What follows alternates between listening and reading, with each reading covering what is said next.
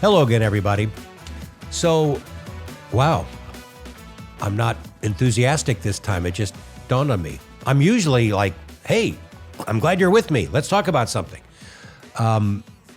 So why my melancholy? I think it would be reasonable for you to assume that it may have something to do with the so-called tariff turmoil that's going on and all this market weakness. Yeah, I'm not going to say it's been easy for people on my side of the fence. Not only have I been managing money for many decades, but I'm also, a personal private investor as well. So you kind of get it from both ends a little bit. But I've been around the block a long time, as you know, and so you develop a little bit of some thick skin and you know how to handle these kinds of things. So it's really not that so much. I guess it's not so much melancholy either as much as it's frustration. I am seeing it again. The same mistake that investors make time and time and time again during these kinds of market corrections. Now, again, you may reasonably conclude that maybe I'm talking about market timing and people panicking and cashing out. And yes, that's going on again, but that's not really what I'm going to do on this podcast. In fact, I already did one on market timing and the foolishness of it. It doesn't work. Nobody can do it consistently over time. Might be a good refresher course. Even if you've already seen it, go back and look at the one on market timing because it is perfect timing for what we're going through. No, today's and this week's podcast is related to market timing a little bit. Stay with me as I go through this because hopefully at the end, and this is a little bit of a shorter version, at the end, if you were tempted to maybe make this mistake, you'll be glad that you watched this and say, nope, not going to touch that. All right, so what am I talking about? It's a concept I'm sure you've heard of before. It's dollar cost averaging, or DCA.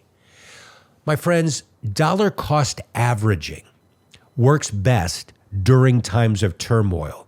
That's the jet fuel, the real power to build wealth over time. Now, I understand if you're retired, these are even tougher times because you don't have the income coming in to maybe take advantage of some cheaper prices. But for all the rest of you who have a number of years to go, and let's say you've got a 401k plan, you know what the mistake is that a lot of people are making?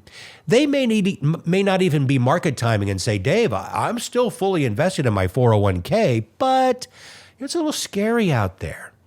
And the market's been correcting. And so I've just decided that I'm going to stop my contributions for now until things settle down.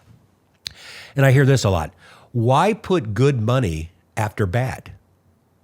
Every paycheck I get is I put money from my paycheck before tax. It's a great process. It goes right into my 401k, into my selected investments. And yet every week I see the market going down, my 401k going down. Even as I'm putting money in there, I'm just going to stop and sit on the sidelines. And I implore you, please do not do that.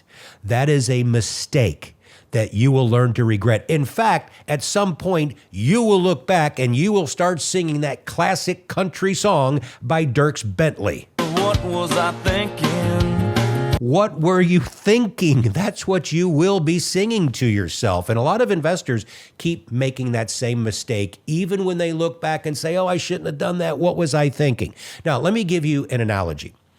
For those of you who like to work out, even just a little bit, you go to the gym, you do some weights. Do you know when the real magic happens about your muscles becoming stronger? It's not in the gym. When you're sitting there and let's say you're doing your curls and you feel that ache and you feel that burn, you know your muscles are not getting bigger at that time. In fact, they're tearing down. The muscle fibers are being broken. The strength is happening in the hours afterwards. In the day or two afterwards, the body is a magical thing. And so your body is repairing those muscle fibers that you tore during the workout. And more muscle fibers are being added onto it, and voila, you become stronger. The same thing happens with a dollar cost average program. You know when the real work is happening and it's painful? all right, just like the gym is, and you're in there and you don't want to do it, you want it to stop, and you wish you didn't come to the gym or go into your 401k and invest. It's during times like this, during times of turmoil, during times of financial pain, but then there's magic happens. The real strength of your portfolio longer term starts to occur after the pain. You were doing all the hard work, even though it didn't feel good at the time and you wanted to stop. But afterwards, as the market finally rebounds, which it inevitably does, you'll be glad you did all the work back in the day when the market was going through the turmoil. I'm a visual guy. I know a lot of you are too. So let's put up this illustration right now, and I'll show you what I'm talking about. Now, in this particular illustration, which is courtesy of Wealth Academy Global, they're just using a starting point. This investor in a 401k, let's say, has $8,000 already in the plan. And then every paycheck, in this case, it's a monthly paycheck, this individual is putting $1,000 into this one investment that he has that at the beginning of the year there in January is $10. Wow, what a big jump there in February. Look at that, a 40% increase. I wanted some of that, man. 40% increase to $14 in February, and then a lot of choppiness. As we get deeper into the spring, it stays underwater there for a while. All the way down to July, it's now down 25%, down to $7.50 from the beginning of the year. But look, this guy kept going, kept adding, kept putting the $1,000 from his paycheck before tax into this investment. At the end of 8 months, there you go, it's just back to even. Now, if he hadn't done that, and he made the mistake I'm talking about and said, "Ooh, this market weakness, I'm going to get out here. I'm not even going to get out. I'm just not going to invest anymore. I'm not going to put good money after bad," right? If he had done that, back to the illustration here, he's just the same. All right, he didn't make any money. He didn't lose any money. His $8,000 is still $8,000. $10 back to $10. But look, because of what he did, the right thing, he kept investing. He lowered his cost basis to $9.61 and had a return of 4.07% through 8 months. That's an annualized number of about 6%. 6% return's pretty good in an investment that actually did zero. Think about that. That is the high octane fuel to a dollar cost average plan. That's when it works. Not necessarily when the market is going up. That's easy.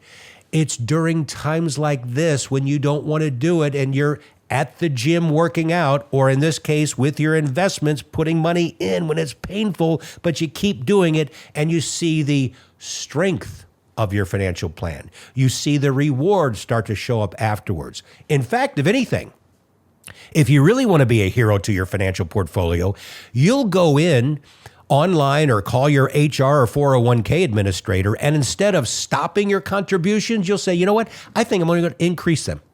Yeah, that's right.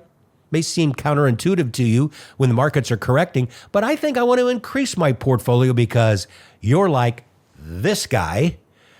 You're smart. You know what dollar cost averaging is all about. So you're walking around your company and looking at all your fellow workers and colleagues and going, "I get it." Do you?